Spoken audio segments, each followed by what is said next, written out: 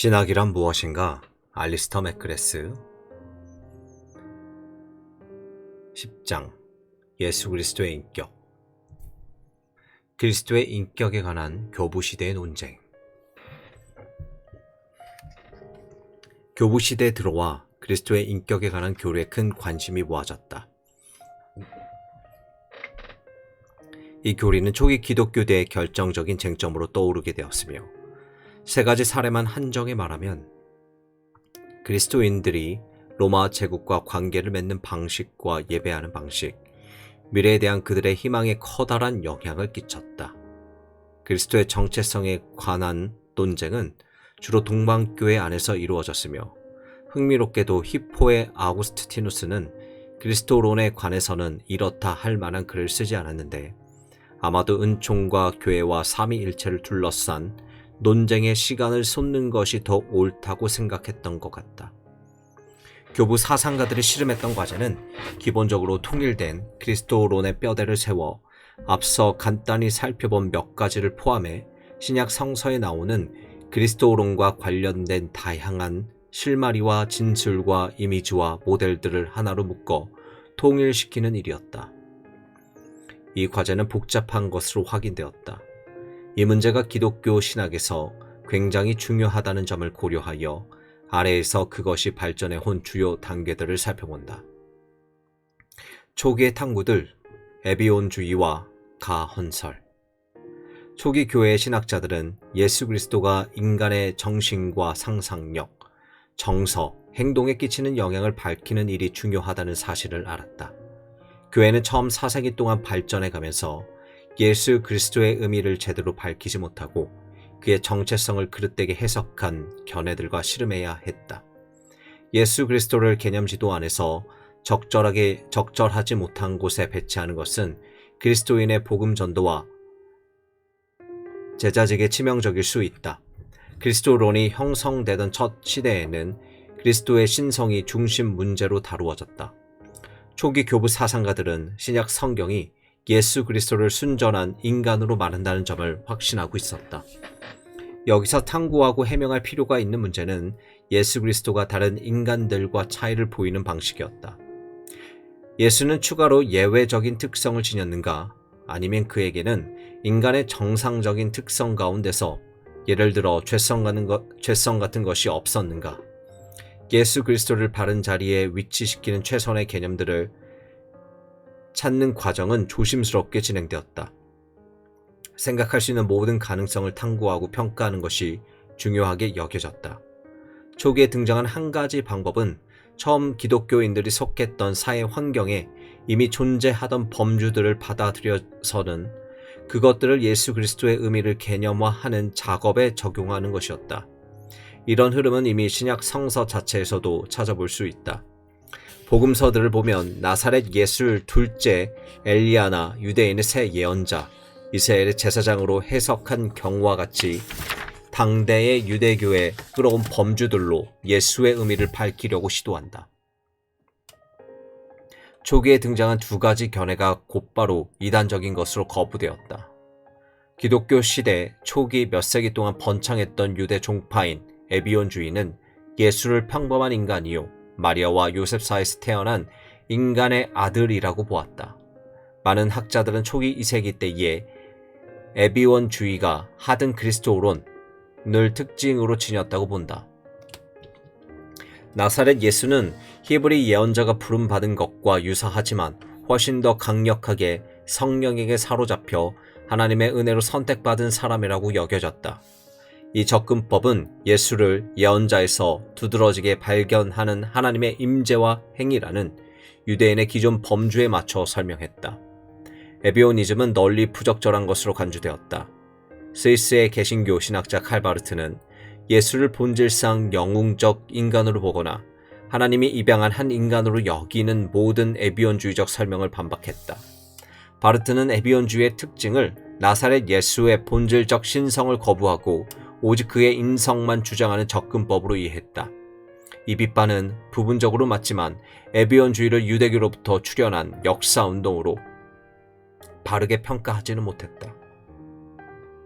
더구나 바르테의 주장은 에비온주의와 아리우스주의를 명확하게 구분하지 못하는데 아리우스주의도 마찬가지로 그리스도의 신성을 부정하는 특징을 갖는다.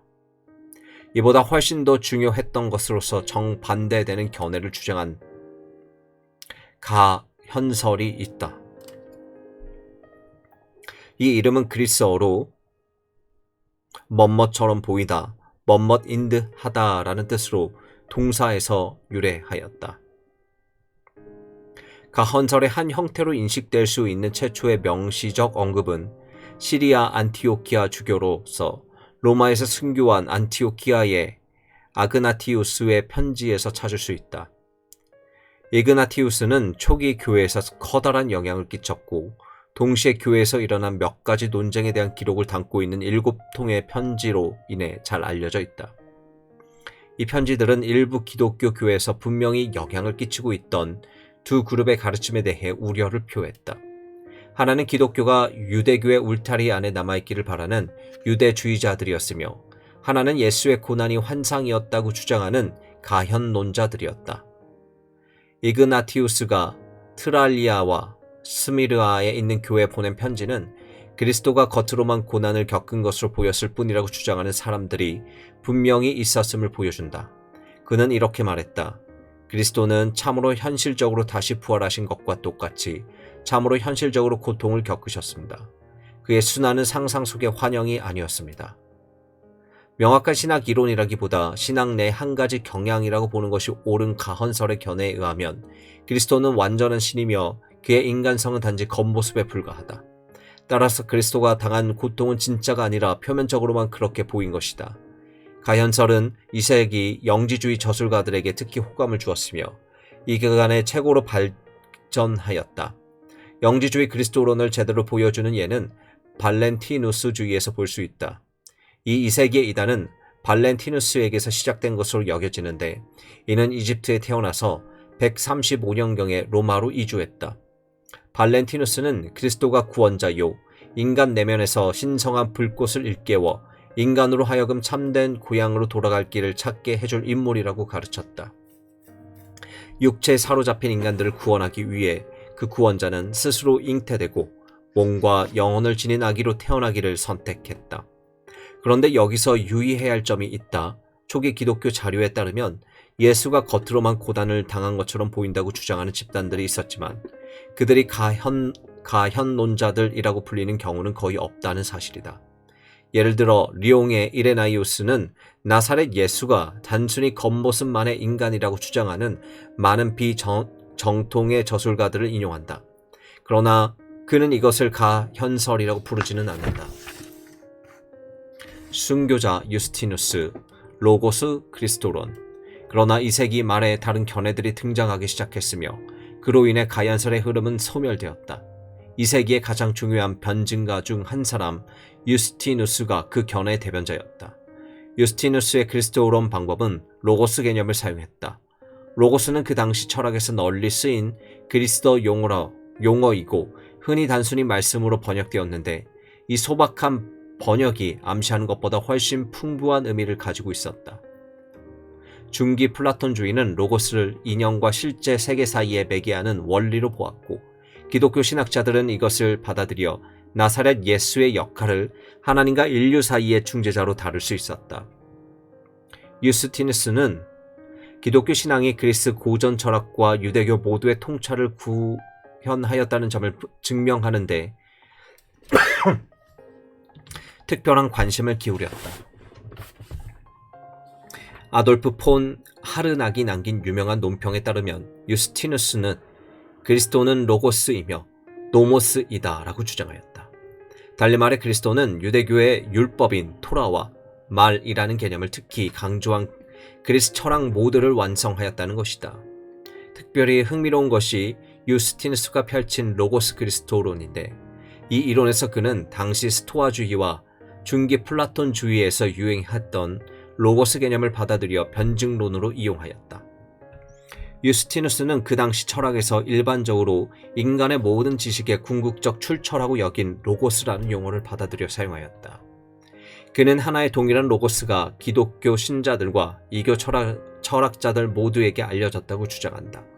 하지만 이교 철학자들은 지성을 통하여 로고스를 부분적으로만 파악할 수 있는데 반해 기독교인들의 경우 그리스도 안에 로고스가 나타난 까닭에 지성과 역사를 통해 로고스를 완전하게 알 수 있다.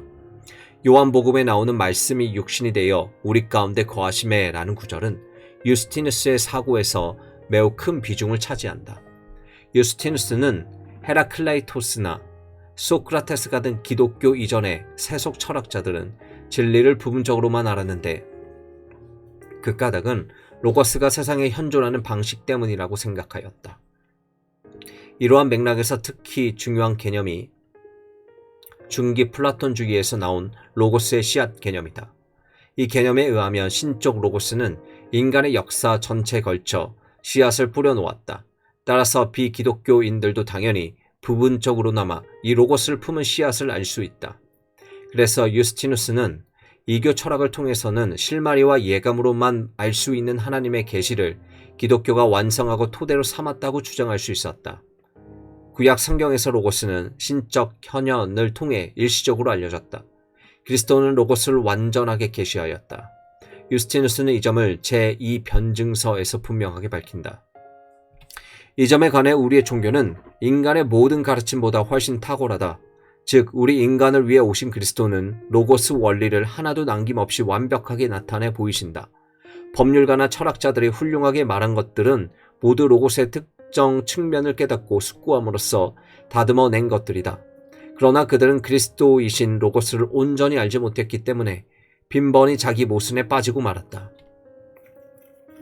따라서 그리스 철학의 세계는 기독교 테두리 안에 들어와 견고히 서게 된다. 말하자면 그리스 철학은 그리스도의 도래를 알리는 서곡이며 그리스도가 도래함으로써 철학이 이제까지 부분적으로만 알았던 것이 완성된다. 오리게네스의 젖을 통해 로고스 그리스도로는 온전한 형태로 발전하게 된다. 오리게네스의 그리스도로는 복잡하며 또 그의 해석이 여러 가지 면에서 심각한 문제가 있다는 사실을 분명히 알아둘 필요가 있다. 그의 이론을 간단하게 설명하면 이렇다. 성육신에서 그리스도의 인간 영혼은 로고스와 연합한다. 이 연합이 아주 밀접한 까닭에 그리스도의 인간 영혼은 로고의 속성들을 공유하게 된다. 그러나 오리게네스는 로고스와 성부가 영원히 공존하기는 하지만 로고스가 성부에게 종속된다고 주장한다. 앞에서 우리는 순교자 유스티누스가 모든 사람이 부분적으로나마 로고스를 알 수 있지만 로고스의 완전한 지식은 그리스도 안에서만 드러난다고 주장한 것을 살펴보았다. 이와 유사한 개념을 로고스 그리스도론을 채용한 다른 저술가들, 특히 오리게네스에서 볼 수 있다. 오리게네스는 조명설의 계시 이론을 받아들였다. 이 이론에서는 하나님의 계시 행위를 하나님의 광선에 의해 계몽되는 일과 비교하는데 이 하나님의 광선은 빛이신 신적 로고스에서 나온다. 오리게네스는 기독교 신앙 밖에서도 비록 부분적인 형태이기는 해도 진리와 구원에 다가갈 수 있다고 보았다. 아리우스 논쟁, 예수 그리스도는 피조물 가운데 최고 존재다. 종교와 철학의 범주들 가운데 어떤 것이 나사렛 예수의 의미를 밝히는 데 가장 적합하겠는지를 탐구하는 과정은 4세기에 들어와 분기점에 이르렀다. 이 쟁점은 주제로 삼은 논쟁이 이집트의 대도시 알렉산드리아에 있는 큰 교회와 사제로 있던 아리우스에 의해 촉발되었다. 아리우스는 향연이라고 알려진 책에서 자신의 견해를 펼쳤는데 이 책은 사라지고 없다. 그래서 우리는 아리우스를 공격했던 사람들의 젖을 통해 그의 사상을 알 수 있다. 아리우스가 가르친 근본 주제들은 4가지 기본 진술로 요약할 수 있는데 각각 상당한 양의 개념적 해명이 필요하다. 1. 성자와 성부는 동일한 본질을 갖지 않는다. 2. 성자는 비록 창조된 존재들 가운데 기원과 등급이라는 면에서 첫째이고 가장 으뜸이 된다고 해도 어디까지나 창조된 존재일 뿐이다. 3. 성자가 이 세상 만물이 창조자이며 그러기에 세상보다 먼저 그리고 모든 시간에 앞서서 존재한 것이 틀림없지만 그럼에도 성자는 존재하지 않은 때가 있었다. 4. 그러므로 하나님의 아들이라는 용어는 다른 피조물들과 비교해서 아들의 등급을 강조하기 위해 의도된 은유이며 공경하는 용어다. 그것은 아버지와 아들이 같은 존재 또는 지위를 공유한다는 뜻이 아니다. 아리우스 논쟁의 결과 가운데 하나는 성경을 증거, 본문으로 삼는 관행이 전혀 무가치한 일이요 심지어는 신학적으로도 불합리하다는 사실을 확인한 것이었다. 여기서 증거 본문 삼기란 성경에서 몇 개 구절을 끌어다 대는 것으로 신학 논쟁을 해결할 수 있다고 믿은 극히 순진한 관행을 말한다. 아리우스도 당연히 성경 본문을 근거로 신학적 견해를 세웠다. 예를 들어 잠언 8장 22절은 하나님이 처음에 창조하실 때 지혜를 가지셨다고 말한다.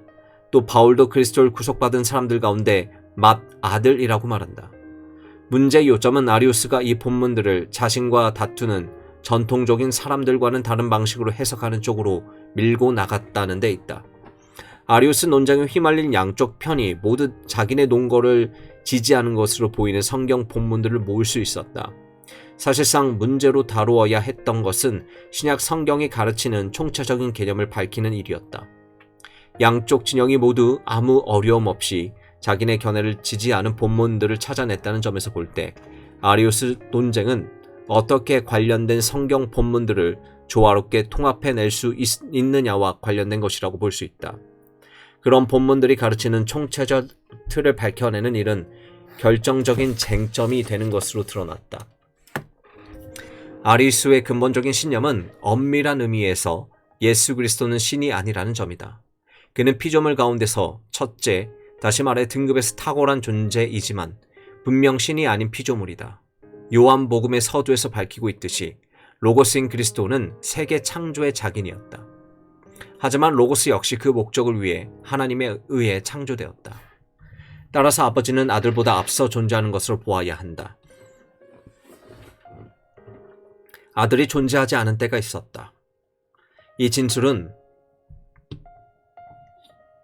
아버지와 아들을 별개 차원에 배치하며 또 아리우스가 아들은 피조물이라고 힘주어 주장한 것과 일치한다. 성부만이 출생하지 않은 분이시며 이들은 다른 피조물과 마찬가지로 동일한 존재 원천으로부터 나온 것이다. 아리우스는 아들이 다른 모든 피조물과 같지 않다는 점을 애써 강조했다. 인간을 포함한 다른 피조물들과 아들 사이에는 등급의 차이가 있다. 그의 주장에 의하면 아들은 완전한 피조물이기는 하나 다른 피조물들 가운데 하나가 아니며 출생한 존재이기는 하나 출생한 다른 존재들 가운데 하나가 아니다. 이 말은 아들이 다른 피조물들보다 우월하면서도 본질상 출생하고 창조된 본성을 그 피조물들과 공유한다는 의미로 받아들일 수 있다. 따라서 아리우스는 하나님과 창조된 질서를 철저히 구별된다. 중재자라든가 혼합된 존재 같은 것은 있을 수 없다. 아리우스에게 하나님은 전적으로 초월하고 변하지 않는 존재다. 그러니 어떻게 그러한 신이 역사 속으로 들어오고 인간의 몸을 입을 수 있겠는가? 피조물인 아들은 변하고 도덕적으로 발전하며 고통과 두려움과 슬픔과 피로를 느낄 수 있다. 이러한 특성은 변하지 않는 하나님이라는 관념과 전혀 어울리지는 않는다.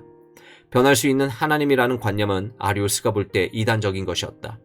이에 대해 성자를 하나님으로 여겨 신성하게 생각하는 관념은 요일신 신앙과 하나님의 단일성이라는 근본적 주제들을 파괴하는 것이라고 보았다. 이 주제들은 초기 이슬람교에서 핵심 내용으로 다시 등장하게 된다.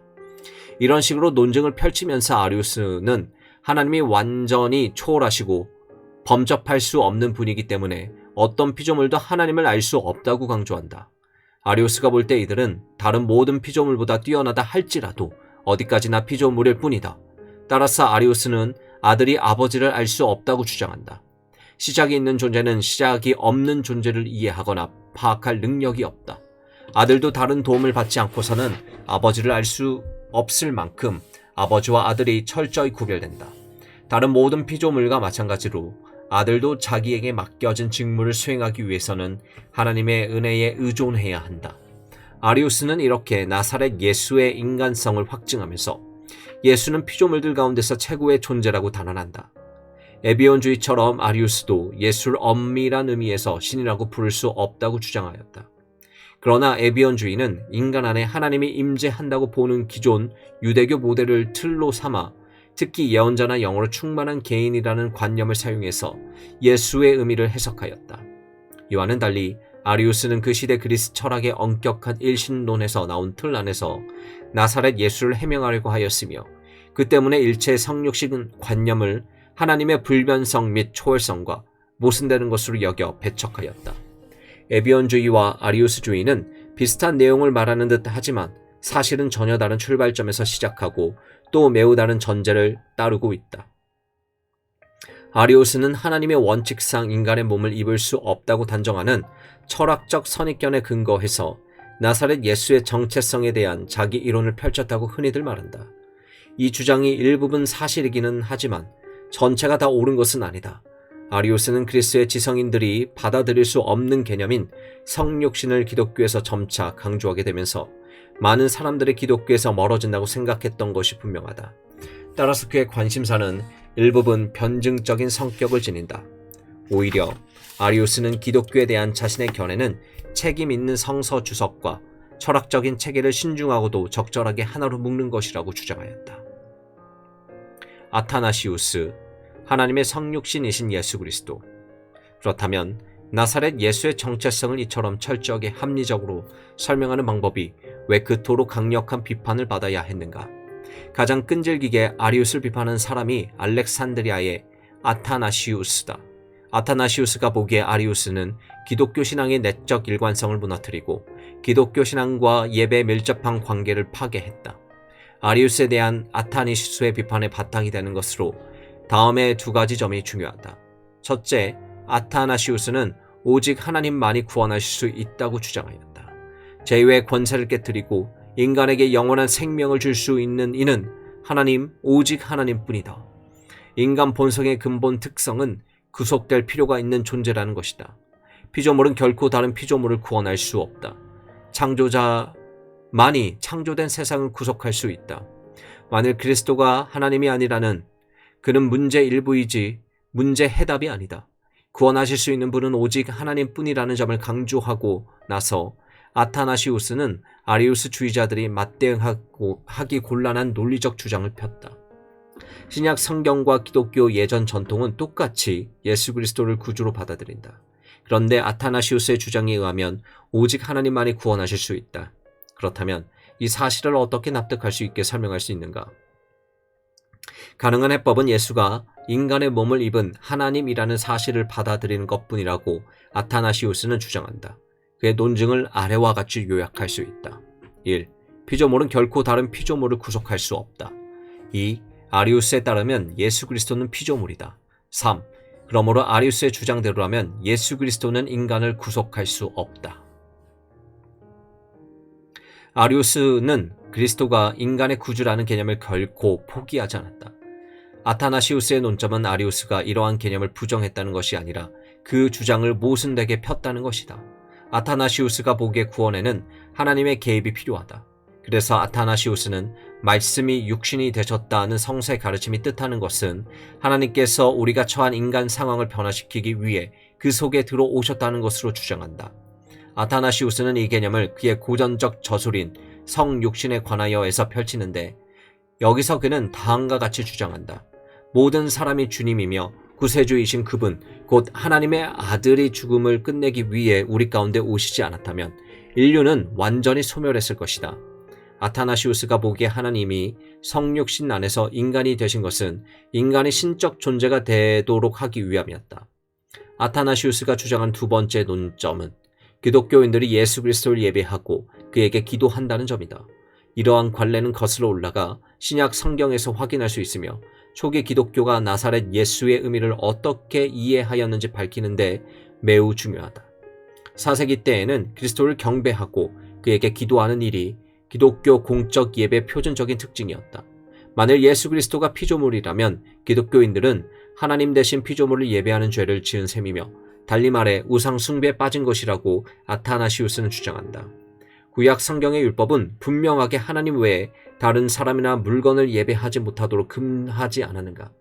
아리우스는 예수를 예배하는 관행에 반대하지 않았다. 하지만 아타나시우스와 동일한 결론을 끌어내는 데는 반대하였다. 여기서 기독교 예배와 기독교 신앙의 관계가 중요한 쟁점이 된다. 전통주의 교회는 교회 예배 양식과 완전히 일치하는 예수 그리스도의 정체성에 대한 이해를 유지한다. 아타나시우스는 주장하기를 기독교인들은 예수 그리스도를 예배하고 받드는 것이 마땅한데 그렇게 함으로써 그가 참으로 어떤 존재인지를 다시 말해 성육신 하신 하나님이라는 사실을 인정하게 되기 때문이라고 말하였다. 만일 그리스도가 하나님이 아니라면 그에게 예배를 드리는 것은 완전히 잘못된 일이 될 것이다. 만일 아리우스가 옳다면 기존의 기독교 예배 양식은 급격히 변화되어야 할 것이고 초기 형태 기독교 지도 및 경배와도 단절될 수밖에 없을 것이다. 아리우스는 기독교인들이 기도하고 예배드리는 전통 양식을 일관성 없는 것으로 만든 책임을 져야 할 것으로 보였다. 아리우스는 예수께 예배드리는 전통을 인정하기는 했지만 그 완전성을 훼손시켰다. 만일 아리우스가 맞다면 기독교인들은 이런 양식으로 그리스도에게 경배하거나 기도하지 말아야 한다. 그리스도는 피조물 가운데 처음 난 자로 존경받을 수는 있으나 경배 대상이 되어서는 안 되는 것이다.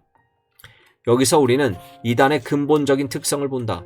다시 말해 신앙의 겉모양은 유지하지만 내면에는 신앙의 정체성이 뒤집혀져 있다. 우리가 고려한 두 가지 점에 초점을 맞추며 아리우스는 그리스도는 인류의 구원자이고 교회는 그를 경배해야 한다고 주장했지만 그럼에도 그는 구원도 숭배도 적절하지 않게 되는 방식으로 그리스도의 정체성을 해석했다. 신학과 실천 사이의 그런 분명한 긴장은 파열을 일으키지 않은 채 오랫동안 지속될 수 없었다. 교회 안의 평화를 이루기 위해서는 어떤 식으로든 아리우스 논쟁이 해결되어야만 했다.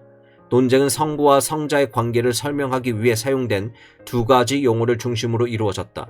어떤 사람들은 유사 본질의 또는 유사한 존재인을 의미하는 호모이우시우소라는 용어가 성부와 성자의 관계에 대해 더 이상 다투지 않고서도 둘 사이의 밀접성을 긍정할 수 있게 해주는 현명한 절충안이라고 생각했다.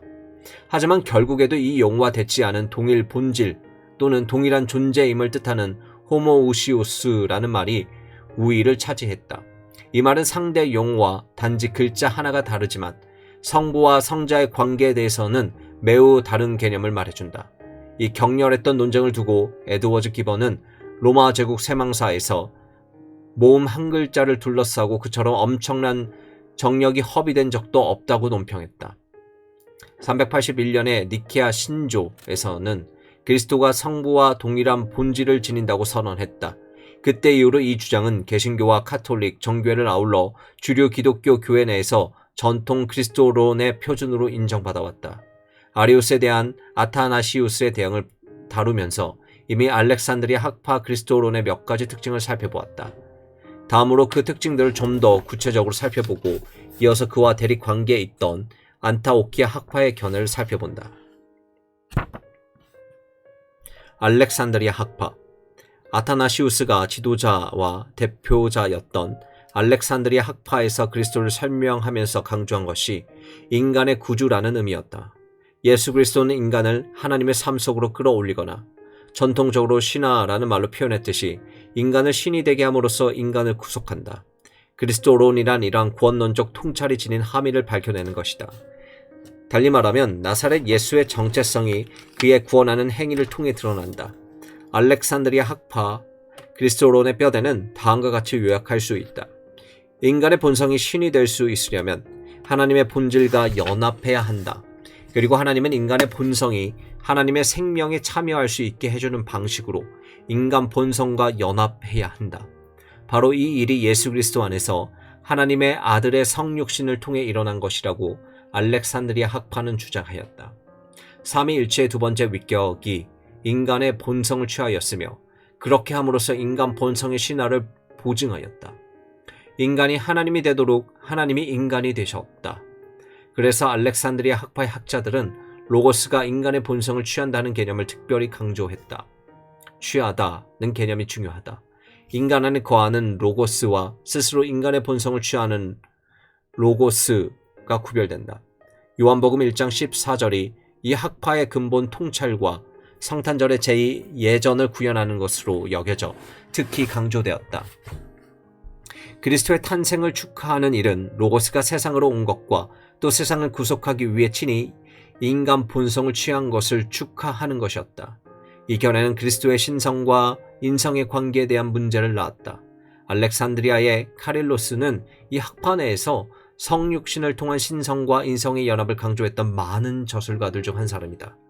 로고스는 인간의 본성과 연합하기 전에는 몸이 없이 존재했으며 연합을 이룬 후에는 로고스가 인간 본성을 자신에게 일체화하였기에 오직 하나의 본성만 존재한다.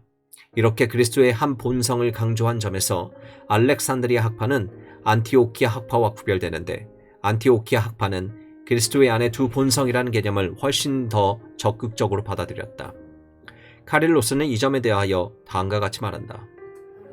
말씀이 인간의 몸을 입었다거나 인간이 되었다라고 선언할 때 우리는 말씀이 육이 되면서 말씀의 본질에 어떠한 변화가 일어났다거나 말씀이 영혼과 몸으로 이루어진 완전한 인간으로 변했다고 주장한 것이 아니다. 오히려 우리가 말하는 것은 형언할 수 없고 이해할 수 없는 방식으로 말씀이 합리적 영혼을 지닌 몸을 자기 자신과 인격적으로 연합시켰으며 그렇게 해서 인간이 되고 사람의 아들이라 불리게 되었다는 것이다. 그런데 이 일은 단지 의지나 호의의 행동으로 이루어진 것이 아니며 단순히 어떤 역할을 맡거나 스스로 인격을 취한 것도 아니었다. 그런데 여기서 어떤 종류의 인간 본성을 취했느냐 문제가 된다. 라오디게아의 아폴리나리우스는 로고스가 완전하게 인간 본성을 취했다는 믿음이 점점 더 확산되는 것을 염려하였다. 그가 볼 때 이 믿음은 로고스가 인간 본성이 약점에 오염되었다는 것을 의미하였다. 어떻게 하나님의 아들이 전적으로 인간 중심적인 원리들에 오염되도록 방치할 수 있겠는가? 아폴리나리우스의 관점에서 볼 때 그리스도가 인간의 정신을 지니게 된다면 그의 무죄성이 훼손될 수밖에 없다. 인간의 정신이라는 것은 하나님에 대한 반역의 제외 원천이지 않은가? 자극하고 이끄는 순수 신적인 힘이 인간의 정신을 대신할 때만 그리스도의 무죄성이 보존될 수 있다.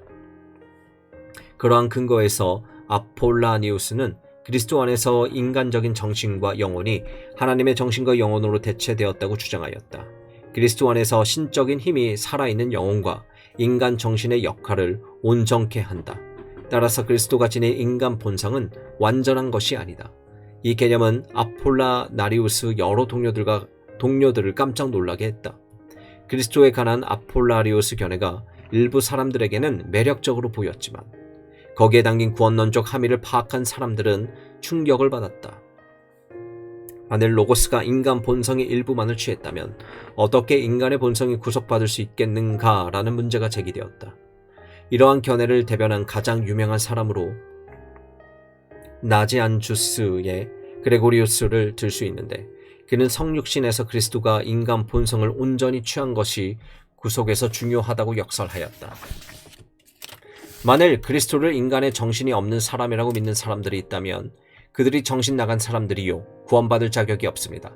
그리스도가 취하지 않은 것은 치유받을 수가 없으며 그의 신성과 연합된 것만이 구원을 받기 때문입니다. 그런 사람들이 우리의 완전한 구원을 방해하거나 구주에다 인간의 뼈와 힘줄, 외모만을 덧입히지 못하도록 해야 합니다. 안티오키아 학파 뭅스 에스티아의 테오도루스. 소아시아에서 등장한 학파의 그리스도론은 이집트 알렉산드리아에서 활동한 경쟁 학파의 이론과 크게 달랐다. 가장 커다란 차이점 가운데 하나는 그리스도론에 대한 성찰이 이루어진 정황과 관계가 있다. 알렉산드리아 학파 사람들은 구원론의 문제를 다루는데 1차적인 관심이 있었다. 그들은 그리스도의 위격에 대한 그릇된 이해가 부적합한 구원 개념과 얽혀 있다고 보아 그리스도의 세속 철학에서 끌어온 개념들을 사용하여 인간의 온전한 구속과 어울리는 그리스도상을 세우려고 했다. 앞에서 살펴본 대로 로고스의 개념이 중요한데 구체적으로 성육신 개념과 관련하여 특히 중요했다. 안티오키아 학파 사람들은 이 점에 대해 전혀 다른 견해를 취했다. 그들의 관심사는 순수 구원론적인 것이 아니라 주로 도덕적인 것이었으며 그리스 철학의 개념에는 별로 의존하지 않았다. 안티오키아 학파에서 그리스도의 정체성을 설명한 기본 구조는 다음과 같이 간단하게 정리할 수 있다.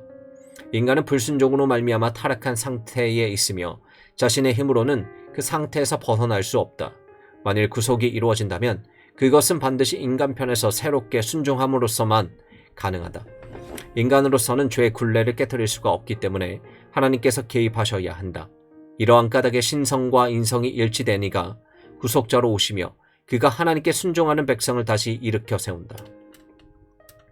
여기서는 그리스도의 두 본성을 적극적으로 옹호한다. 그리스도는 하나님이며 동시에 한 사람의 진정한 인간이다.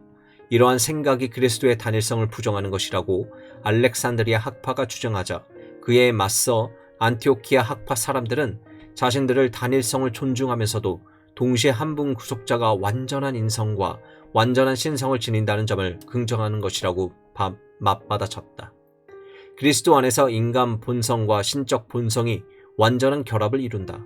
그러므로 그리스도의 완벽한 단일성은 그가 신성과 인성의 두 본성을 지닌다는 사실과 모순되지 않는다.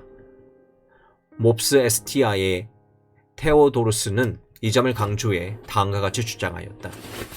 예수 그리스도의 영광은 로고스 하나님에게서 나오는데 로고스 하나님이 예수를 취하고 그를 자기와 연합시켰다. 그리고 인간 예수가 성자 하나님과 확고한 연합을 이루었기 때문에 모든 피조물이 그를 경외하고 예배한다. 알렉산드리아 학파 사람들은 여전히 의심을 풀지 않았으며 이 견해는 두 아들의 교리, 곧 예수 그리스도가 단일 인격이 아니라 인간과 신의 두 인격으로 이루어졌다고 주장하는 것이라고 보았다. 그러나 이런 비판은 콘스탄티노플 대주교인 네스토리우스 같은 안티오키파 학파의 대표적인 사상가들에 의해 분명하게 배척되었다. 네스토리우스에 의하면 그리스도는 두 본성을 가리키는 통칭이다. 그리스도는 그가 그리스도라는 점에서 나뉠 수 없지만 그가 하나님이며 또한 인간이라는 점에서 이중적이다. 그는 아들됨에서는 하나이지만 취하고 또 취해진다는 점에서 이중적이다. 우리는 두 그리스도나 두 아들, 두 명의 독생자나 두 주님을 인정하지 않으며 또 한 아들과 또 다른 아들, 첫 번째 독생자와 새로운 독생자, 첫 번째 그리스도와 두 번째 그리스도로 인정하지 않는다. 우리는 오직 하나의 동일한 아들을 인정한다. 그렇다면 안티오키파 학파의 신학자들은 그리스도 안에서 이루어진 신적 본성과 인간 본성의 연합을 어떤 방식으로 이해했을까? 우리는 앞에서 알렉산드리아에서 우세했던 취한 모델, 곧 로고스가 인간의 몸을 취했다는 모델에 대해서 살펴보았다. 그럼 안티오키파에서는 어떤 모델이 사용되었는가? 이에 대한 답은 다음과 같이 요약할 수 있다. 알렉산드리아, 로고스는 일반적인 인간 본성을 취한다. 안티오키아, 로고스는 구체적인 인간을 취한다. 로고스가 인간 본성 일반을 취한 것이 아니라 구체적인 인간을 취한 것이라고 주장한 안티오키아 신학자 가운데 대표적인 예가 모스 에스티아의 테오도루스다. 테오도루스가 로고스의 일반적이거나 추상적인 인간 본성을 취하는 대신 특정하고 구체적인 인간 개인을 취했다는 견해를 폈다. 그의 젖을 성육신에 관하여에서 이러한 견해를 볼 수 있다. 인간에게 내주할 때 로고스는 취한 대상 전체를 자기 자신과 연합시켰으며 또 그 인간으로 하여금 내주하느니 곧 본성상 하나님의 아들이신 이가 지닌 존엄성을 남김없이 공유할 수 있게 해주었다. 그러면 인간 본성과 신적 본성은 어떤 관계인가? 안티오키아 학파의 학자들은 알렉산드리아 학파의 견해가 그리스도의 신성과 인성을 뒤섞거나 혼돈하는 결과를 낳았다고 확신했다. 그들은 이러한 오류를 피하기 위해 두 본성의 독특한 정체성은 그대로 보존하면서 둘의 관계를 개념화하는 방식을 고안했다. 이렇게 기뻐하는 뜻에 따른 연합에서는 그리스도의 인성과 신성이 그리스도 안에 설치된 일종의 방수 구획과 같은 것으로 여겨진다. 그들은 결코 서로 섞이거나 상호작용하지 않는다. 두 본성은 독특성을 유지한 채 하나님의 기뻐하시는 뜻에 따라 하나로 결합한다. 위격의 연합, 곧 그리스도 안에서 신성과 인성의 연합은 하나님의 뜻에 근거한 것이다. 이것은 몹세스티아의 테오도루스가 신성과 인성의 연합을 마치 남편과 아내의 결합처럼 순전히 도덕적인 연합으로 생각했다고 말하는 것으로 보인다. 이것은 또 사람이 옷을 입듯이 로고스가 단순히 인성을 입은 것이요. 그래서 일어난 행위는 일시적이고 취소할 수 있으며 관련된 어떤 편에도 전혀 근본적인 변화를 일으키지 않는다는 말이 아닌가 하는 의혹을 낳는다. 하지만 안티오키아 학파 저술가들이 이러한 결론을 의도하지는 않았다. 그들은 그리스도 안에서 신성과 인성이 뒤섞이는 일을 피하고자 하는 열의에서 그들의 독특성을 강조한 것인데 그 와중에 원래 의도와는 다르게 위격의 연합을 통해 신성과 인성의 결속을 약화시키는 결과를 낳았다고 보는 것이 그들의 견해에 대한 가장 타당한 판단일 것이다. 속성의 교류. 많은 교부 사상가들이 큰 관심을 기울여 논의했던 쟁점이 라틴어로 불리는 속성의 교류 개념이다. 4세기 말에 이르러 교회 안에서는 다음과 같은 명제가 널리 인정되었다. 1. 예수는 완전한 인간이다. 2. 예수는 완전한 하나님이다. 만일 이 두 언명이 동시에 참이라면 예수의 인간성에 대한 참된 것은 또한 그의 신성에 대해서도 참이어야 하며 그 역도 사실이라고 주장되었다. 다음과 같은 예를 들 수 있다. 1. 예수 그리스도는 하나님이다. 2. 마리아는 예수를 낳았다. 3. 따라서 마리아는 하나님의 어머니다. 이런 식의 주장이 4세기 말에 교회 안에 널리 퍼졌으며 이 주장은 흔히 신학자의 전통성을 판별하는 수단으로까지 사용되었다. 마리아가 하나님의 어머니라는 데 동의하지 않으면 그리스도의 신성을 인정하지 않는 것으로 생각되었다. 그렇다면 이 원리를 어디까지 밀어붙일 수 있을까? 예를 들어 다음과 같은 주장을 생각해보자. 1. 예수는 십자가에서 고난당하였다. 2. 예수는 하나님이다. 3. 따라서 하나님은 십자가에서 고난당하였다. 앞에 두 언명은 분명 전통적이며 교회 안에서 널리 인정하였다. 그러나 앞에 전통적인 두 언명에서 결론으로 끌어낸 세 번째 언명은 이 책의 앞부분에서 하나님의 고난 개념을 다룰 때 언급했듯이 일반적으로 비전통적인 것이요 받아들일 수 없는 것으로 생각되었다. 대부분의 교부 사상가들에게는 하나님이 고난당할 수 없다는 것이 자명한 원리였다. 이 원리에 어느 정도 제한을 둘 수 있느냐를 둘러싸고 교부 시대에 많은 논란이 벌어졌다. 나지안주스의 그레고리우스는 하나님의 고난을 겪은 것을 보아야 하며 그렇지 않다면 하나님의 아들의 성육신이라는 사실의 문제가 발생한다고 주장하였다. 그러나 이 쟁점의 중요한 가장 분명하게 보여준 것은 네스토리우스의 논쟁이었다. 네스토리우스 때에 테오토코스라는 칭호가 대중들의 신앙과 학구적인 신학 양쪽에 널리 사용되었다. 그러나 네스토리우스는 이 칭호가 담고 있는 의미에 깜짝 놀란다. 이 말은 그리스도의 인간성을 부여하는 것을 보였다. 왜 마리아를 안트로포스코스나 크리스토토코스로 불리지 않는가? 그가 주장한 견해의 비난과 분노가 쏟아졌는데 지금까지 테오토코스라는 용어와 관련해 신학적으로 엄청난 노력이 투자된 것에 비추어 당연한 일이었다. 현대 학자들은 이 논쟁과 관련된 강한 정치적 성격을 지적하면서 일부 알렉산드리아 저술가들이 제안한 것처럼 네스토리안주의가 정말로 이단이었는지에 대하여 의문을 제기하였다. 네스토리우스는 완전히 합당한 논점을 제시했고 그렇게 해서 중요한 신학 논의의 문을 열었던 것으로 보는 견해가 점차 힘을 얻고 있다. 예수 그리스도의 인성을 보존하려는 안티오키아 학파의 변증이 그의 신성을 거부한 것이 아니었다. 네스토리우스와 이 전통을 따른 다른 사람들이 나사렛 예수가 도덕적 선함을 개발해야 했고 또 인간으로서 죄에 대한 승리를 성취해야 했다는 점을 강조했을 때 이것은 다른 한편으로 그가 신성을 지녔다는 믿음을 보충하고 풍요롭게 하는 것으로 생각해야 했다. 지금은 네스토리아스주의 신학적 주의에 대하여 학술적인 검토가 이루어졌으며 19세기와 20세기 초에 작가들이 내린 많은 판단은 의문시되고 있다. 독자들은 이 논쟁에 대한 오래된 설명을 참고할 때 이러한 중요한 태도 변화를 인식해야 한다. 칼케톤 공의회. 초기 기독교 신학의 전환점으로 널리 인정받는 칼케톤 공의회에서 정한 신앙 고백문을 살펴보는 것으로 교부 시대에 형성되고 발전한 그리스도론에 대한 분석을 마무리 짓는다. 우리 모두는 한 목소리로 우리 주 예수 그리스도를 한 분 동일하신 아들로 고백합니다.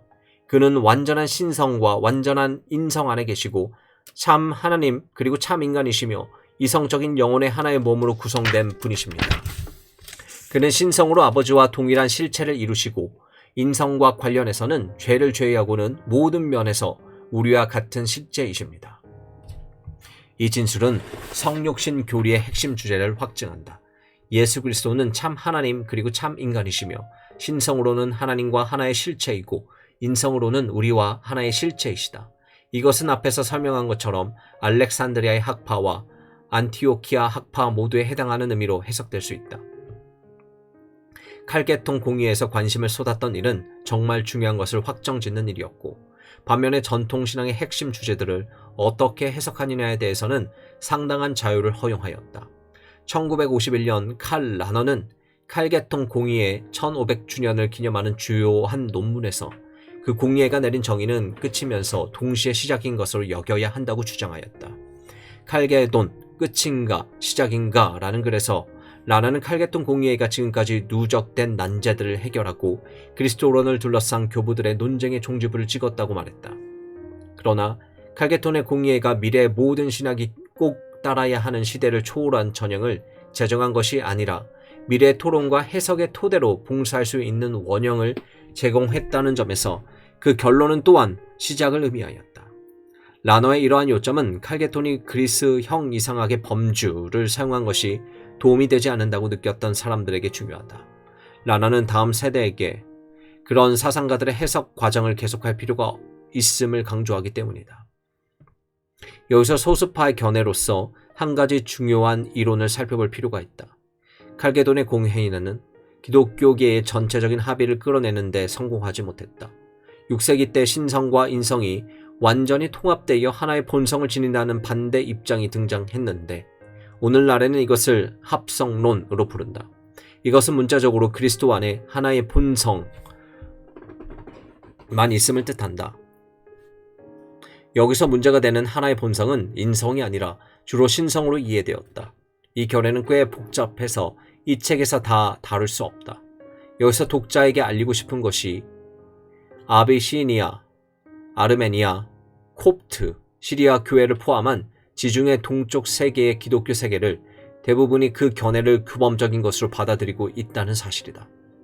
이 견해와 대립하는 칼게톤 공의의 이론은 그리스도 안의 두 본성, 신성과 인성을 인정하며 그리스도로 두 본성을 뜻하는 말에서 유래한 양선론으로 불린다. 이제 우리는 교부들의 그리스도론 논쟁을 뒤로하고 중세기에 일어난 몇 가지 발전을 살펴보기로 한다.